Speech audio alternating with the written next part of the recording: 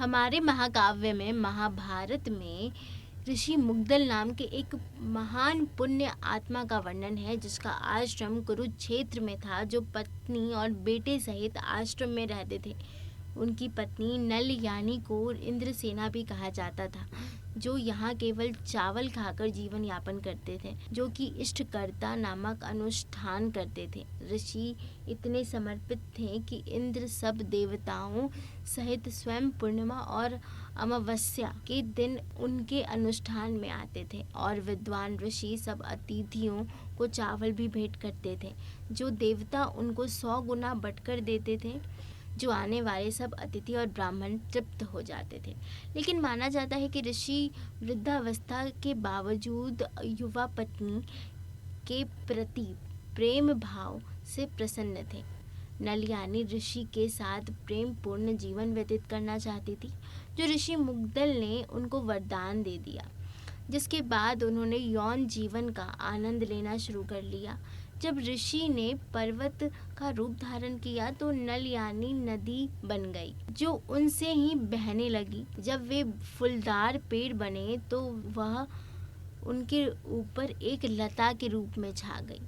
इस तरह से कामुकता भरे जीवन का आनंद लेते हुए सहस्त्र सदियां बीत गईं। ऋषि भी यौन जीवन से थक गए और वे अपने तेजस्वी जीवन में लौट आए, लेकिन नलियानी उनसे लंबे समय तक यौन संबंध जारी रखने की विनती करती रही, जिससे ऋषि को उनकी कामुकता पर क्रोध आया और ऋषि ने नलियानी को अगले जन्म में पांचाल नरेश पुत्री के रूप में जन्म लेने का श्राप दे दिया और कहा कि इस जीवन में तेरे यौन इच्छा को पूरा करने के लिए 5 पति होंगे, जो महाभारत के भी महारथी कहलाएंगे। जिस कारण नलियानी ने पृथ्वी पर अगले जन्म में द्रौपदी के रूप में जन्म लिया और 5 पांडवों के साथ विवाह का धर्म निभाया। रामायण में बताया गया है कि ऋषि मुग्दल स्वस्थ काशना की मुद्रा में ध्यान मग्न थे, जिसमें वे कंधों को छड़ी पर टिकाए हुए थे। रावण भी कवंद वन में ऋषि से मिला और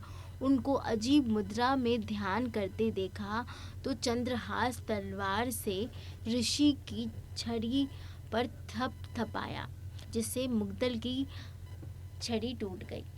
ऋषि धरती पर आ गए और उनकी रीढ़ की हड्डी भी टूट गई। क्रोध से आकर ऋषि ने रावण को श्राप दिया, जिससे रावण की तलवार प्रभावहीन हो गई।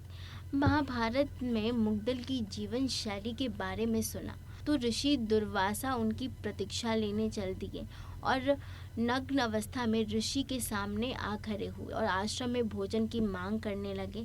तो मुग्दल ने बेरोकाटक दुर्वासा जी को सारा भोजन दे दिया। भोजन खाने के बाद ऋषि दुर्वासा ने बचा हुआ भोजन अपने शरीर पर लगा लिया, जो कि कई दिनों तक चलता रहा। लेकिन मुग्दल ऋषि क्रोधित नहीं हुए और ऋषि दुर्वासा के विलक्षण कार्यों को अनदेखा करते रहे, जिससे ऋषि प्रसन्न हो गए और दुर्वासा ने कहा कि मुग्दल वर्तमान शरीर के साथ स्वर्ग जाएंगे। कुछ ही पलों में स्वर्गीय सारथी ऋषि के सामने विमान ले आए और ऋषि ने घोषणा कर दी कि वे निर्वाण प्राप्त करके स्वर्ग जा रहे हैं और अब देव निवास की यात्रा करेंगे। स्वर्ग में पक्ष और विपक्ष में पूछताछ करके मुग्दल ने धरती पर ही रहने का मन बना लिया। वैष्णव कथा में मुग्दल ने स्वर्ग के दोष से मुक्त होकर क्षेत्र के बारे में पूछा तो सारथी ने विष्णु के सर्वोच्च निवास के बारे में बताया, जो परम पदम कहलाता है, और यह सब असक्तियों से परे था।